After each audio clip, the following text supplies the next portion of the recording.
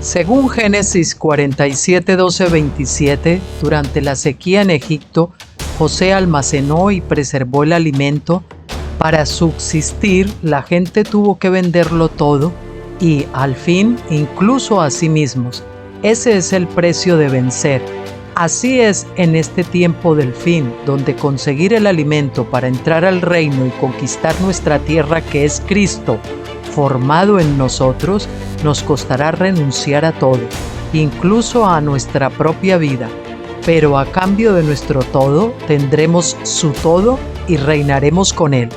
Con ustedes, José.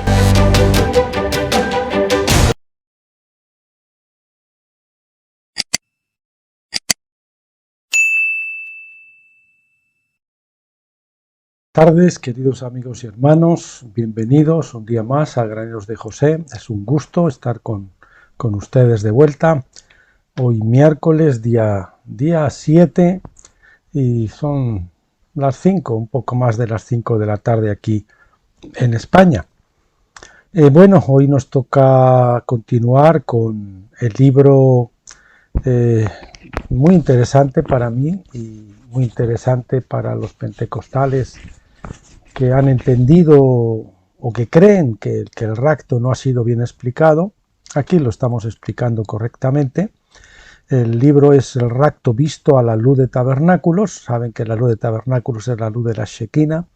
Es una revelación, una luz de revelación mayor que la de Pentecostés, que es la luz de la menorá, y donde siempre hay una mezcla, y por lo tanto la visión siempre es a través de un velo, y hay mezcla de carne y de espíritu, y por lo tanto hay muchas cosas que en Pentecostés no se pueden ver o no se han visto con nitidez, y una de ellas precisamente ha sido el rapto, que dicho sea de paso ha sido una doctrina que se ha incorporado pues desde hace no mucho tiempo, la verdad sea dicha.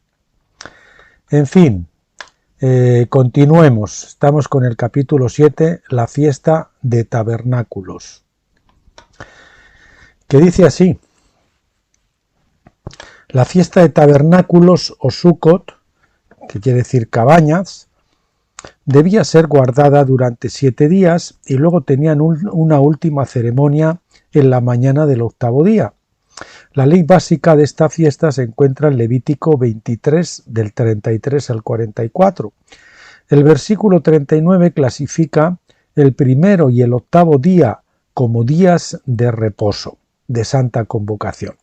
Durante esa semana, las personas de Israel debían cortar ramas de árboles y construir cabañas en las que acamparían durante 7 días. El versículo 40 también especifica que se debían regocijar delante de Yahvé.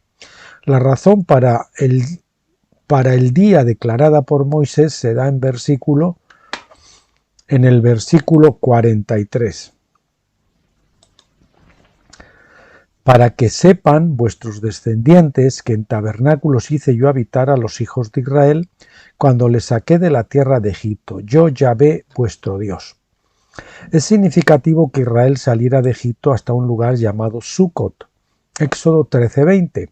Por eso en su estadía a la tierra prometida ellos debían morar en tabernáculos desde el principio hasta el fin de su jornada. Esto tiene más de un significado. Primero, con respecto al resto de las fiestas, se muestra que cuando nosotros llegamos a ser creyentes por la fe en la sangre del Cordero, es decir, cuando nosotros dejamos Egipto en nuestra propia experiencia de Pascua, debemos tener como nuestra meta la experiencia de tabernáculos. Es decir, la justificación es el punto de partida nada más. Esa jornada, después de todo, no acaba en Pascua, como algunos parecen pensar. Muchos cristianos reciben salvación y luego ellos se sientan esperando ser arrebatados a la tierra prometida desde la frontera de Egipto. No, la jornada acaba de empezar y hay más de Dios para experimentar. Otros, de una persuasión pentecostal, exhortan a la gente a seguir a la segunda obra de gracia, llamada el bautismo del Espíritu. En otros términos, ellos le exhortan a Israel que siga caminando al monte Sinaí, aquel lugar del primer Pentecostés donde Dios bajó como fuego y pronunció los 10 mandamientos en el idioma del pueblo. Esto es bueno si la gente ve que el propósito de Pentecostés es escribir la ley en el corazón de uno para oír su voz. Pero el monte Sinaí no es la meta de esta jornada. Es meramente el fortalecimiento con las arras del Espíritu para equipar a Israel para entrar en la tierra prometida. Israel falló en entrar a la tierra prometida en el momento de la fiesta de tabernáculos, cuando ellos se negaron a entrar en Números 13 y 14. Su negativa vino en el tiempo de las primeras uvas, Números 13-20. En otros términos, esto tipificaba el jubileo en septiembre, pero la negativa del pueblo y la falta de fe convirtieron ese jubileo en un día de expiación, un día de duelo y ayuno. Su problema era que ellos se habían negado a oír su voz en el Sinaí, Éxodo 20 del 18 al 21, y así sin el fortalecimiento de Pentecostés, oyendo su voz y dirigiéndose por el Espíritu, la gente no estaba provista con la fe suficiente para entrar en la tierra prometida. Esto nos dice que para ser un vencedor y calificar para la primera resurrección, uno debe dirigirse por el Espíritu y debe oír su voz. Las lenguas es uno de los dones del Espíritu, pero no es lo que califica a una persona. Es oír, no hablar, lo que califica a una persona. Y la palabra hebrea shema, oír, también quiere decir obedecer. O sea, para los judíos, para los hebreos, en el idioma hebreo, la palabra oír, shema, es lo mismo oír que obedecer. O sea, que el que no obedece es que no ha oído. Sin aprender la obediencia, uno no está oyendo la verdad. Ver mi libro escuchando la voz de Dios.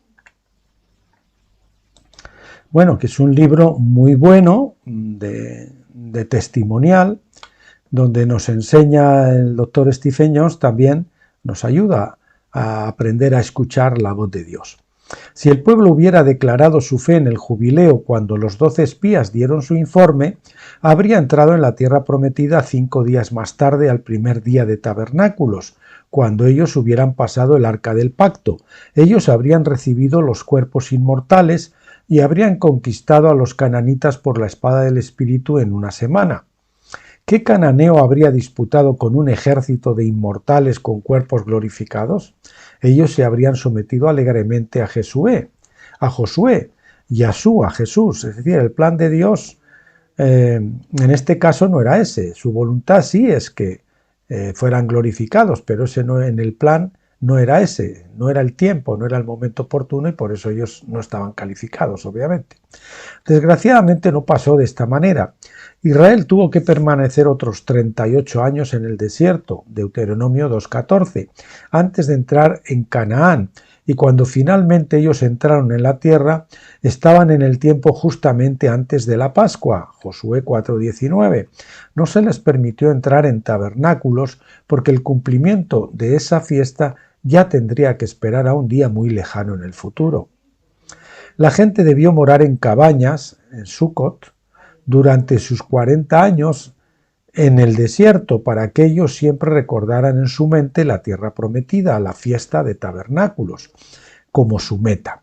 Morar en cabañas también significaba un lugar de morada temporal, reconociendo que el desierto no era su herencia, ni tampoco era su herencia cualquier lugar particular u oasis en el desierto. Si alguien hubiera construido una casa en el desierto, se podría haber negado a seguir cuando la columna de nube se hubiera movido hacia adelante. Este problema se manifiesta hoy en la Iglesia a través de las casas, entre comillas, sectarias o denominacionales, que afirman que ellas son la verdadera Iglesia. Ellos han construido una casa en el desierto y han perdido la visión de la fiesta de tabernáculos. Piensan que de su casa la gente será arrebatada a la tierra prometida. Esto ha llegado a ser un sustituto para no seguir la columna de nube y dirigirse por el Espíritu. Una vez los hombres han construido sus casas, se han fijado a ellas, es difícil para ellos seguir cuando la nube se alza. y se mueve a otro lugar de revelación. Eso significa en las diferentes etapas donde acampaba el pueblo de Israel, diferentes niveles de revelación. Y Pentecostés era un nivel intermedio y simboliza el alma y simboliza el desierto. Y por lo tanto, pues construir casas en el desierto, pues haría difícil que luego a la hora de cuando la nube se levantaba, o la nube se levante en este momento y nos quiera llevar a otra revelación un poco más allá, pues lógicamente la gente se ha instalado y no quiere moverse, se han acomodado. Las verjas y las rejas de una casa pueden ser una protección excelente contra lobos, viento y lluvia, pero esos mismos barrotes también pueden convertirse fácilmente en una prisión. En esto reside el peligro, a menos que uno sepa obedecer a Dios en vez del hombre. Y es lo que ha ocurrido. Pentecostés, en los 2000 años de Pentecostés, pues las iglesias se han dedicado a construir diferentes casas denominacionales, la luterana, la metodista, yo qué sé, ¿no? Las pentecostales, los bautistas, los otros, los de allá. Y entonces, pues lógicamente ellos piensan que ya han llegado y no, han construido una casa en el desierto, cuando el desierto es un lugar para tabernáculos desmontables y movernos a la siguiente etapa de revelación. Y especialmente en este tiempo en el que estamos, que es el tiempo precisamente de transición de la era de Pentecostés a la era de tabernáculos, y tenemos una resistencia como la que hubo en el paso del judaísmo al cristianismo en los primeros años. Ustedes conocen que los primeros cristianos pues eran judíos, lógicamente, convertidos, pero muchos se negaban a abandonar las tradiciones, el templo, los sacrificios y todo eso, y esa fue una pelea de Pablo que no se pudo ganar hasta que Dios al final ya pues tuvo que destruir el templo y dispersarlos. Lógicamente en aquel momento ya quedó claro que lo que Pablo decía era lo que había que haber hecho desde el principio. Así que, amigos pentecostales, sean dóciles al mover del Espíritu Santo. La columna se está desplazando de Pentecostés a tabernáculos, y si ustedes se aferran ahí a Pentecostés, a sus doctrinas, a sus preconcepciones, a sus ídolos del corazón, pues se van a quedar fuera. Pero volviendo a la fiesta de tabernáculos en sí, es la fiesta de la inmortalidad. Pablo deja esto claro en su comentario de tabernáculos en 2 de Corintios 5 del 1 al 4, donde muestra que las cabañas, entre comillas, hechas de ramas vivientes, realmente profetizan de ser vestidos con la inmortalidad. Nosotros ya no necesitaremos ir acampando en cabañas, aquellas fueron instrumentos de aprendizaje que hablaron de cosas mejores. Así que dice Pablo, porque sabemos que si nuestra morada terrenal, este tabernáculo, se deshiciere, tenemos de Dios un edificio, una casa no hecha de manos, eterna en los cielos. En otros términos, nosotros sabemos que si nuestro actual cuerpo mortal o casa es demolida, es decir, si nosotros nos morimos, tenemos otra casa no hecha con manos que nos espera. Dice el 2, y por esto también gemimos deseando ser revestidos de aquella nuestra habitación celestial, pues así seremos hallados vestidos y no desnudos, porque asimismo los que estamos en este tabernáculo mortal, se entiende, gemimos con angustia, porque no quisiéramos ser desnudados, es decir, morir, ser muertos, sino revestidos para que lo mortal sea absorbido por la vida. Y algunos en la última generación, que dicho sea de paso, parece ser que es en la que estamos. Vamos a ver, yo siempre he tenido esa intuición desde el principio de mi conversión, desde que recibí el bautismo del Espíritu Santo, pues una sensación de que éramos la última generación. Vamos a ver, a lo mejor sí, a lo mejor no. El Señor tiene la última palabra siempre. Pablo se refiere al cuerpo como una casa, una tienda o tabernáculo, y como vestido, es decir, casa, tienda o vestido o ropa, si lo prefieren.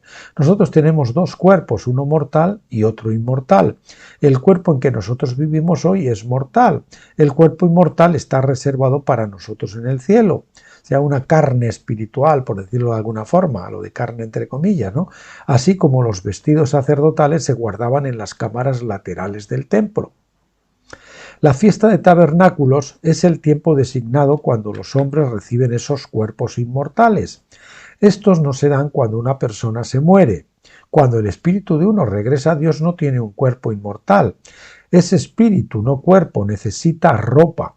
Y además el espíritu no tiene la necesidad de inmortalidad, porque la Biblia nunca dice que el espíritu muera. Nosotros tenemos la necesidad de un cuerpo inmortal. La tierra prometida no es ningún cielo en sí, sino un cuerpo glorificado como el que Jesús tenía después de su resurrección. Esa es nuestra tierra prometida. Los cuerpos que perdieron Adán y Eva en el Edén también, ¿no? El primer día de tabernáculos es el punto donde el cuerpo inmortal es dispensado como vestido sacerdotal para vestir, entre comillas, al espíritu de uno con un nuevo tipo de carne espiritual, entre comillas, porque eso de carne espiritual pues es difícil de entender, pero es una forma de llamarlo. El propósito de este cuerpo es que el espíritu pueda atender al resto de las personas en la tierra, atender o ministrar, que necesitarán ministración durante los siguientes 1000 años. Pero esta fiesta dura 7 días completos con un 8º día final de santa convocación. ¿Por qué? Porque mientras nosotros estamos en nuestro cuerpo mortal, estamos tocando un cuerpo muerto, que es nuestro propio cuerpo, que decía Pablo, miserable de mí, ¿quién me librará de este cuerpo de muerte? Y saben que la muerte contamina más que el pecado. Necesitaba más días para purificarse de la muerte que para purificarse del pecado. Esto requiere 7 días de purificación, Números 19:11, después de entrar en la inmortalidad, antes de que nosotros podamos presentarnos legalmente al Padre en la mañana del 8º día de tabernáculos. 7 días de tabernáculos y el 8º hemos sido purificados del cuerpo muerto que teníamos y entonces podemos ser presentados al Padre como las primicias, los vencedores. La ley es profética porque revela el plan divino e incluso el tiempo de esos eventos para que nosotros podamos preparar nuestros corazones. Muy bien, avanzamos al capítulo 8, los vestidos sacerdotales y el rapto, las ropas sacerdotales o vestidos sacerdotales y el rapto. La ley divina revela su plan en las 2 venidas de Cristo. Las fiestas en el 7º mes del año hebreos, que era septiembre-octubre, revelan el orden de los eventos de la segunda venida de Cristo. Empieza con la resurrección en la fiesta de trompetas, el arrepentimiento de la Iglesia en el día de la expiación y la gloria de Dios apareciendo en la fiesta de tabernáculos. En el primer día de tabernáculos los santos deben recibir sus tabernáculos de arriba que son inmortales, sus cuerpos de arriba que son inmortales. Entonces esto requerirá 7 días completos de purificación antes que ellos puedan presentarse al Padre en el templo del cielo en el 8º día de tabernáculos. En el último y gran día de la fiesta, dice Juan 7:37. Recibir el cuerpo inmortal también se clasifica bajo la categoría legal de ser renacido realmente, porque en Pascua somos engendrados, en Pentecostés somos gestados, pero cuando nacemos verdaderamente de nuevo es en tabernáculos. Y por eso la ley de la presentación del primogénito aplica aquí, como está escrita en Éxodo 22 del 29 al 30. No demorarás la primicia de tu cosecha ni de tu lagar, me darás el primogénito de tus hijos, lo mismo harás con el de tu buey y el de tu oveja. 7 días estará con su madre y al 8º día me lo darás. Con respecto a los hijos, este es también el día de la circuncisión. Bajo el antiguo pacto los hijos se circuncidaban físicamente. En el 8º día, bajo el nuevo pacto, se circuncidan sus corazones, que eso es lo que ocurre después de cruzar el Jordán en Gilgal, como saben ustedes. Lo primero es una señal física de lo que Dios requiere.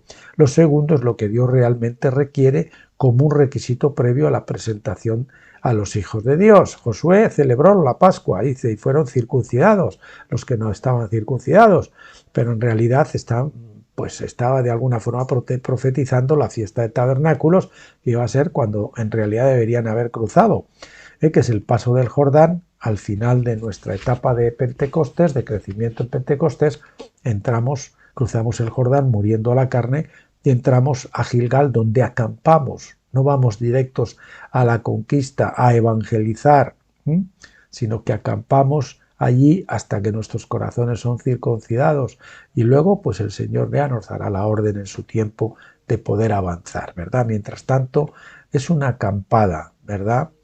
Con las tiernas, como digo en mi libro Finisterre al borde del Jordán, con las barcas varadas en tierra es como se pueden remendar las redes, no en alta mar faenando. Bien, lo primero es una señal física de lo que Dios requiere, lo segundo es lo que Dios realmente requiere, que es la circuncisión del corazón como un requisito previo a la presentación de los hijos a Dios. La fiesta de tabernáculos dura 8 días para permitir a los hijos de Dios ser renacidos y entrar al momento designado en la circuncisión y presentación en el templo del cielo. La ley requiere ni más ni menos que 8 días. La ley dice que los hijos de Dios no pueden presentarse al Padre en cualquier otro día, sino el 8º día. Y en este caso debe ser el 8º día de tabernáculos, el último y gran día de la fiesta. Hay otra ley también aplicable a esto. Esos vencedores que son levantados de la muerte y los vencedores que estén vivos en ese fin de la era, se unirán para gobernar y reinar con Cristo en la era de tabernáculos que viene. Apocalipsis 26 dice que serán sacerdotes de Dios y de Cristo. Bueno, usted puede presentar, que ya lo hemos comentado más veces, bueno, pero usted ha cruzado el Jordán, entonces ¿cómo no tiene ya el cuerpo glorificado? ¿Sí? Entonces podemos cruzar el Jordán a nivel de espíritu y podemos recibir esa unción de vida de tabernáculos, la vida de resurrección, pero estamos esperando esa doble porción, que es cuando el Señor abrirá la puerta de par en par con esa doble porción para que entonces la gloria de Dios empiece a extenderse por toda la tierra hasta que la cubra completamente como las aguas cubren el mar. Ese es el último gran avivamiento que estamos esperando. No es ninguna sorpresa entonces que en la ley del sacerdocio, requiriera 7 días completos para consagrar a un sacerdote.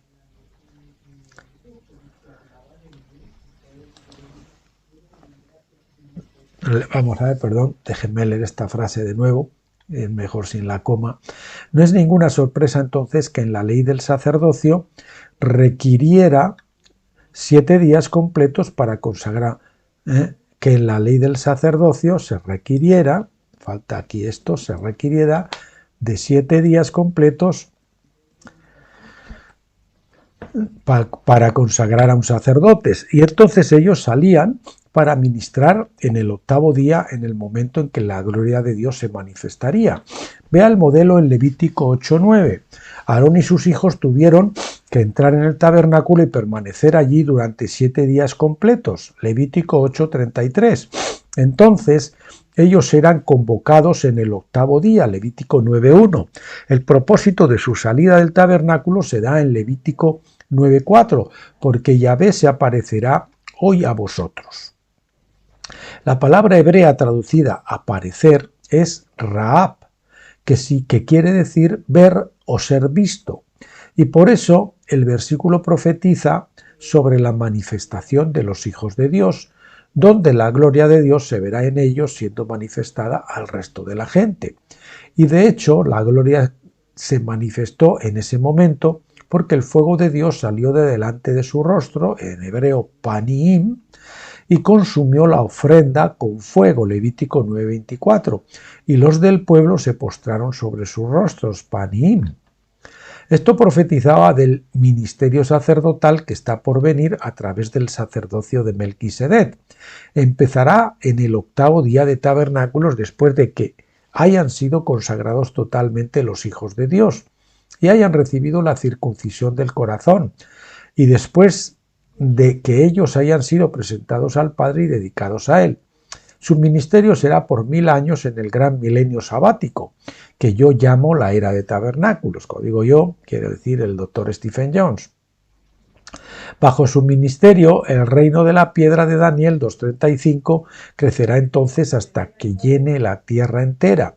La gloria de Dios manifestada en el 8º día de tabernáculos empezará a extenderse y cubrir la tierra como las aguas cubren el mar, como Dios juró hacer en Números 14:21. Estos vencedores tendrán cuerpos físicos cuando ellos decidan aparecer en ellos así, pero no estarán limitados a la tierra como requieren nuestros corrientes cuerpos mortales. Ellos tendrán cuerpos como Jesús después de su resurrección, que serán de carne y huesos. Lucas 24:39.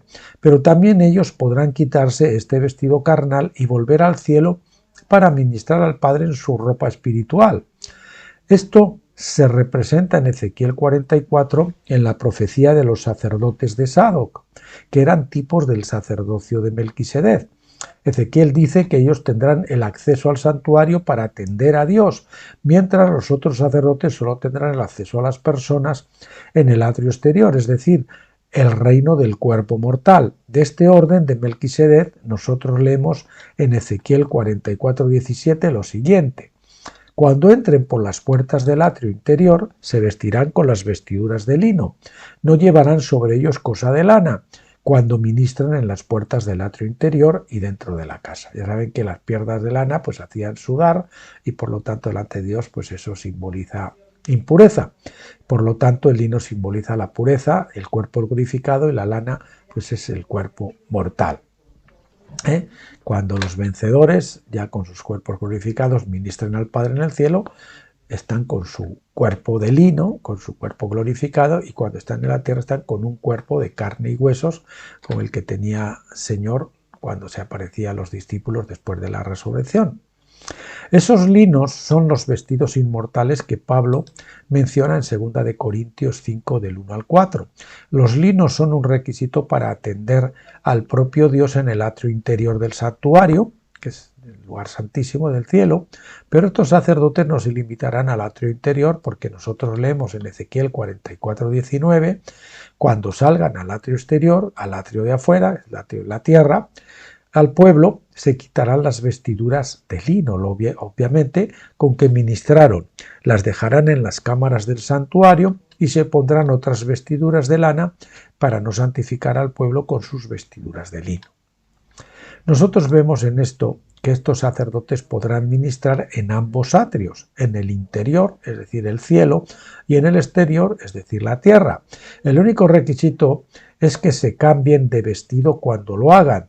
Tienen que vestirse con los vestidos espirituales cuando atienden a Dios en el atrio interior, cuando ministran, y tienen que vestirse con los vestidos físicos cuando ministran a la gente en el atrio exterior. Esto es lo que Jesús hizo después de su resurrección. Los discípulos estaban reunidos en un habitáculo con puertas cerradas con llave y de repente Jesús apareció en su medio. Ellos pensaron que era un espíritu, Lucas 24:37, pero él refutó esa asunción mostrándoles sus manos y sus pies y comiendo con ellos, versículo 41. Después él desapareció de nuevo. ¿Qué pasó? Simplemente se cambió de vestido y se volvió espíritu de nuevo. Cuando él aparecía en la tierra siempre tenía que ponerse vestiduras de lana, para que pareciera como oveja de sus pastos. Este era un requisito legal en Ezequiel 44. Igualmente era un requisito legal que él atendiera a Dios en el santuario interior en vestiduras de lino, no de lana. Como los sacerdotes de la antigüedad, él tenía acceso a los vestidos de lino en las cámaras santas.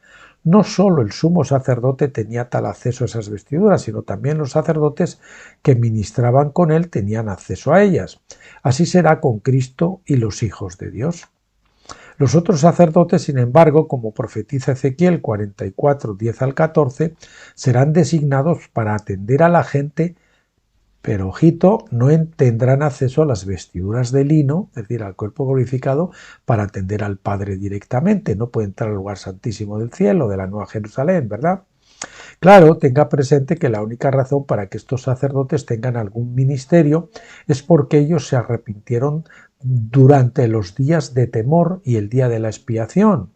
Estos son las vírgenes insensatas de Mateo 25:2, también son los siervos opresores de Lucas 12:45, o los obreros malos que dijeron Señor, Señor, pero Jesús no los conoció y les dijo apartados de mí, hacedores de iniquidad, Mateo 7:22. En Ezequiel 44 ellos son identificados como sacerdotes que le enseñaron a Israel a adorar a los ídolos del corazón. Son representados por el tipo de sacerdocio de Elí que fue reemplazado por Sadoc en los días de Salomón. ahora aquí en vez de por, creo que es mejor en los días de Salomón, Primero de Reyes 2, 27 y 35. Este es el contraste en Ezequiel 44. Elí contra Sadoc, quienes son tipos de las dos clases de sacerdotes al final de la era. Aprenda de esta diferencia y usted sabrá mucho sobre cómo calificar para el sacerdocio de Melquisedec, lo que implica poder gobernar y reinar con Cristo en la era por venir y no tener que estar limitados a ministrar solamente en el atrio exterior de la tierra. Bien, mis queridos amigos, pues hasta aquí el vídeo de hoy. Ya nos quedarán el capítulo 9, creo, y el 10, que son los dos últimos de este libro, El Rapto visto a la luz de tabernáculos, del doctor Stephen Jones. Y bueno, espero que con esto quede todo muy, muy claro. En el siguiente día que grabemos, pues ya vamos a estar viendo será uno o dos capítulos nuevos de mi libro Reflexiones al otro lado del Jordán. Así que les emplazo para ello hasta mañana o hasta el viernes cuando se pueda. Mientras tanto, pues encomendarles a la gracia del Señor y pedirle a Él que los bendiga, que los guarde. Y yo pues me despido hasta ustedes, hasta la próxima. Pásenlo bien.